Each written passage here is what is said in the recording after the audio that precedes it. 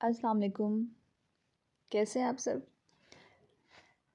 आज मैंने बनाया था वॉलनट फ्रूट केक। अखरोट इसमें मैंने शामिल किए थे और अल्हम्दुलिल्लाह ये बहुत परफेक्ट बना था, बहुत अच्छा बना था, बहुत ही मज़ेदार बना था। और सबसे बड़ी बात ये कि ये 10 से 12-15 दिन इसी तरह से फ़्रेश और सॉफ्ट रह सकता है और बिल्कुल इसके जायके में फ़र्क नहीं आएगा, बल्कि मज़ीद बहुत अच्छा हो जाएगा। तो शुरू करते हैं अपनी रेसिपी को। और यहाँ पर मैं बना रही थी डबल, मतलब कि 2 बना रही थी। और यहाँ पे जो मैंने मोल्ड यूज़ किए हैं, सबसे पहले मैं उनका बता दूँ कि वो मैंने ब्रेड वाले यूज़ किए हैं। जो फ्रूट केक वाले थे वो थोड़े छोटे लग रहे थे और साइज़ उसका मुझे थोड़े से बड़े चाहिए थे, लार्ज में चाहिए थे।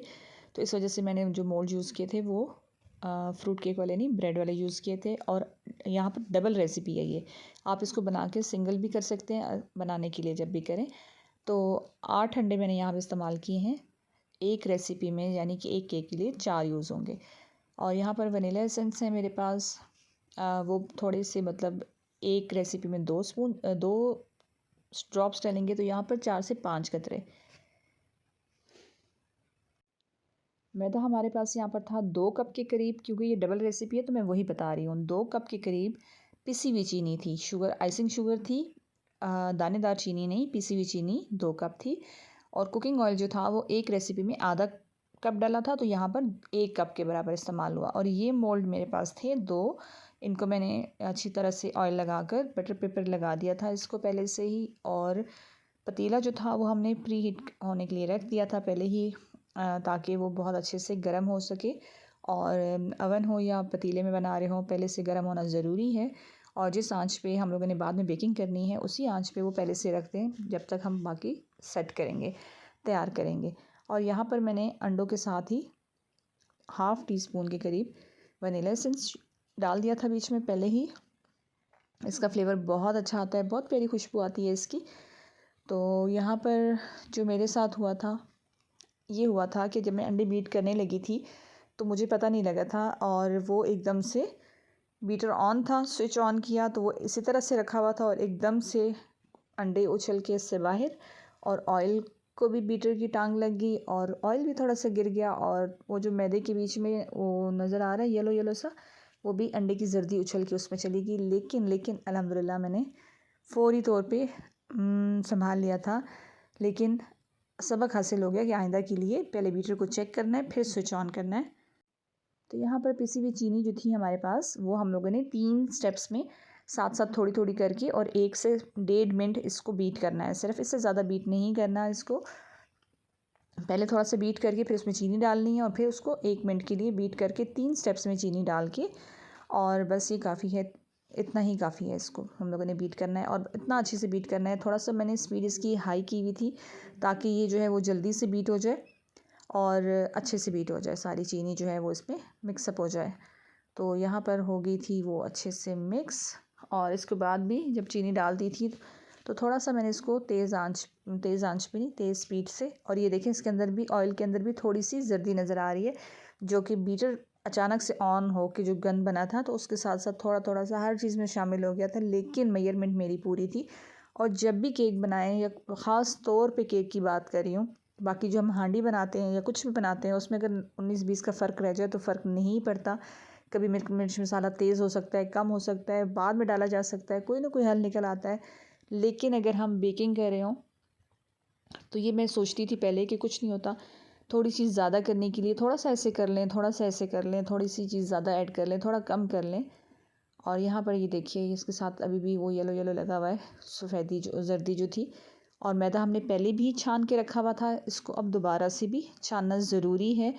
अंडा, ऑयल और वनीला एसेंस और चीनी ये हो चुका था। अब मैदा और बेकिंग पाउडर रह गया था। अब इसकी क्या मेजरमेंट है, ये 1 टीस्पून है और ये हाफ़ टी स्पून है। जो एक केक की रेसिपी है ना 4 अंडों वाली, उसमें ये 1.5 टीस्पून बेकिंग पाउडर का जाएगा। और मैदे को इस तरह से छान लेंगे।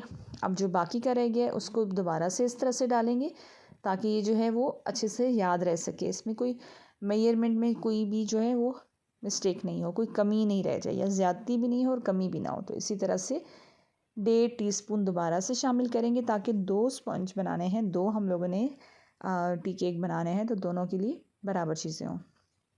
तो अक्सर ऐसा होता है कि बहुत अच्छे से, या फिर पतीला पहले से गर्म नहीं होता, या फिर हम लोग अक्सर, मैं पहले ऐसे करती थी कि पहले 2 चुटकी नमक भी डालें, साथ साथ वो बात भी, और साथ साथ जो गलतियाँ मुझसे होती थी तो वो मैंने सोचा आपको बताऊं कि पहले मैं ऐसे करती थी कि केक का बैटर तैयार करके रख देती थी, और फिर उसके बाद मोल्ड तैयार कर किया, और उसके बाद फिर प्री हीट किया पतीले को या अवन को या इस तरह।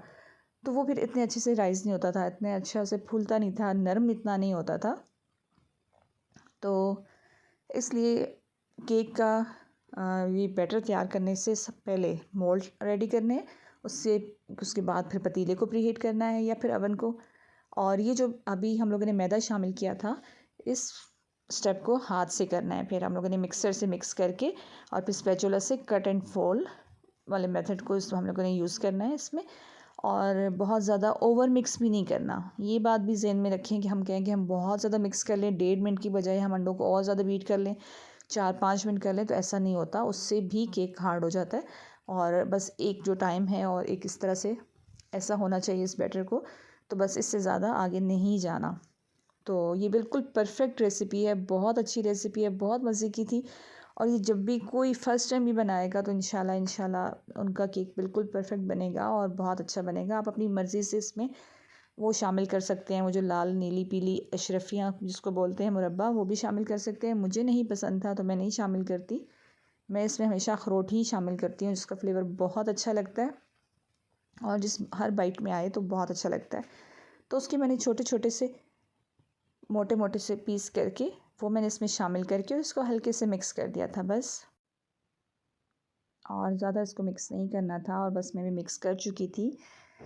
और यहाँ पर जो है मोल्ड हमारे पहले से तैयार थे बिल्कुल, और मोल्ड के नीचे भी हल्का हल्का सा ऑयल लगा था जो मैंने साफ़ कर लिया था। और यहाँ पर इनमें दोनों में बराबर डालूँगी।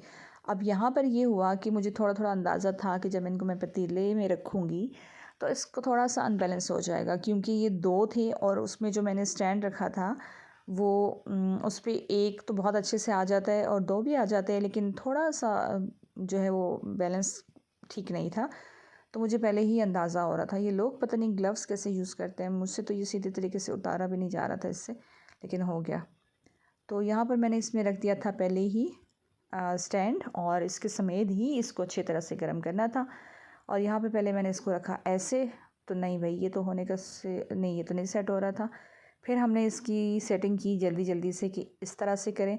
तो अब इसमें ये था कि रख तो लिया था, लेकिन मुझे पहले पहले ही अंदाज़ा हो गया था कि ये थोड़ा सा एक साइड से थोड़ा सा हाइटेड होगा और एक साइड से थोड़ा सा कम होगा, क्योंकि ये बैलेंस नहीं था ठीक से। लेकिन बहरहाल हमने बनाने थे 2 ही केक, तो ये बहुत अच्छा केक था। अगर आप किसी को गिफ्ट भी करना चाहें तो भी बना के दें, और ख़ुद के लिए बनाएं, घर के लिए बनाएं। और यहाँ पर हमने वज़न के लिए ये गोलू मोलू सब पत्थर ऊपर रख दिया था। वो सिर्फ इसलिए रख दिया था कि ताकि दम वाली आंच पे दम वाली जो है फीलिंग हो केक को भी, तो तब वो अच्छे से राइज़ हो सके। तो यहाँ पर हमने इसको बेक किया था तकरीबन 30 से 35 मिनट। तो 25 मिनट के बाद आपने लाजमी चेक करना है, आंच आपने दम वाली रखनी है। और ये अल्हम्दुलिल्लाह तकरीबन 32-33 मिनट पे ये जो है ये बिल्कुल तैयार था, लेकिन हमने फिर भी 5 मिनट रखा था। और दोनों में से दोनों को मैं थोड़ा डार्क ब्राउन करना चाह रही थी, थोड़ा सा गोल्डन सा शेड देना चाह रही थी, लेकिन एक को तो बहुत अच्छा शेड मिल गया था। टेस्ट तो सेम ही था दोनों का, लेकिन देखने के लिए एक को थोड़ा ज़्यादा गोल्डन सा शेड मिल गया और एक नॉर्मल था, जिस तरह से उसको हीट मिली थी। हीट तो खैर नॉर्मल दोनों को मिली थी, लेकिन फिर भी अल्हम्दुलिल्लाह केक हमारे बहुत अच्छे से तैयार थे। और वही हुआ जो मैंने कहा था कि एक साइड से थोड़ा सा बैलेंस नहीं था, तो एक साइड से थोड़ा हाइटेड होगा और एक साइड से थोड़ा सा ये जो है वो बैठा हुआ होगा, लेकिन फिर भी बहुत अच्छा था अल्हम्दुलिल्लाह। और इनको मैंने कवर कर दिया, फ़ौरन से कवर करना था ताकि ये अपनी स्टीम में ख़ुद से ठंडे हों, इनको ऊपर से हवा नहीं लगे।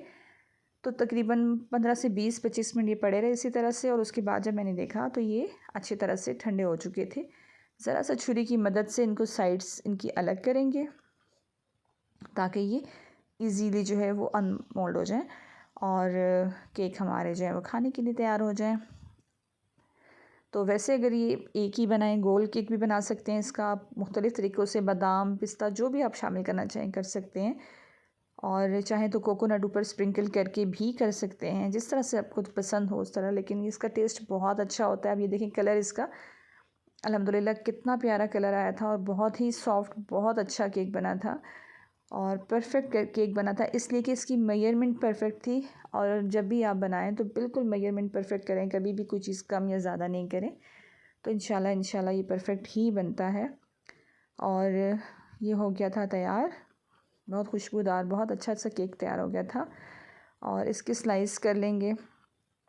स्लाइस करके आप इसको किसी भी एयर टाइट जार में या किसी बॉक्स में पैक करके रखते हैं और जब दिल हो तो चाय के साथ खा सकते हैं। और वैसे भी आते जाते खाएं तो बहुत अच्छा केक तैयार हुआ था अल्हम्दुलिल्लाह, बहुत सॉफ्ट केक तैयार हुआ था। और बिल्कुल जिस तरह से जाली जाली सी अंदर तैयार हुई थी, जिस तरह से बेकरी स्टाइल का केक था, लेकिन उससे भी कहीं ज़्यादा अच्छा था।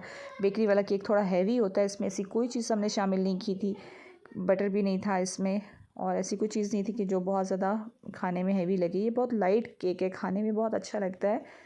तो ज़रूर ट्राई कीजिएगा और बनाइएगा ज़रूर अपनी फैमिली के लिए, अपने लिए।